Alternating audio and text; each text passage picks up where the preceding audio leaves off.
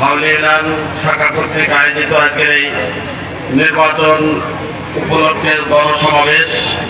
এই গণসমাবেশের পরিচালক আজকের এই অনুষ্ঠানে সভাপতিত্ব করছেন হাওলী ইউনিয়নের আমির জনাব ওবায়দুল হক, অর্থ পদপ্রার্থী জনাব নায়েব আলী, অন্যান্য নেতৃবৃন্দ, ইউনিয়ন পর্যায়ের নেতৃবৃন্দ এবং সামনের উপবিষ্ট সম্মানিত উপস্থিতি, আসসালামু আলাইকুম ওয়া রাহমাতুল্লাহ।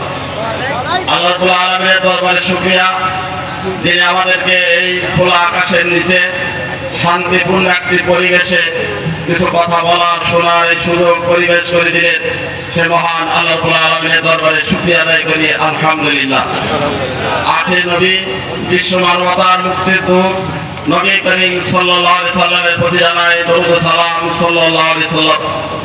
আজকের এই পরিবেশ যাদের মাধ্যমে আমরা পালাম নতুন বাংলা হিসাবে, যারা তাদের বুকের তাজা রক্ত ঢেলে দিয়ে আমাদের এই পরিবেশ উপহার দিলেন, তাদের আত্মার মাগফিরাত কামনা করি। আল্লাহ রাব্বুল আলামিন তাদেরকে উত্তম জাযা দান করুন, আমিন।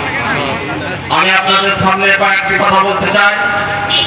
প্রথমে আমি আসি আজকে অন্যান্য দল, যে দলগুলোর নাম যদি উচ্চারণ করতে হয়, আওয়ামী লীগ, বিএনপি, জাতীয় পার্টি, এভাবে আরো অন্যান্য ইসলামী দল সহ বাংলাদেশের যতগুলো দল আছে সব দলগুলোই তারা বলে যে আমরা গণতান্ত্রিক দল।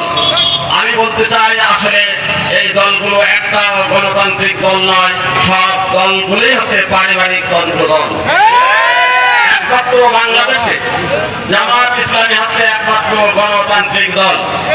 অর্থাৎ যে কথাটা স্পষ্ট ভাষায় বলতে চাই, বাংলাদেশ জামাত ইসলামীর গঠনতন্ত্রে আছে তিনি কেন্দ্রের আমির হবেন, তিনি সাধারণ রুকুনের ভোটের মাধ্যমে তিনি নির্বাচিত হবেন এবং তার মেয়াদ 3 বছর।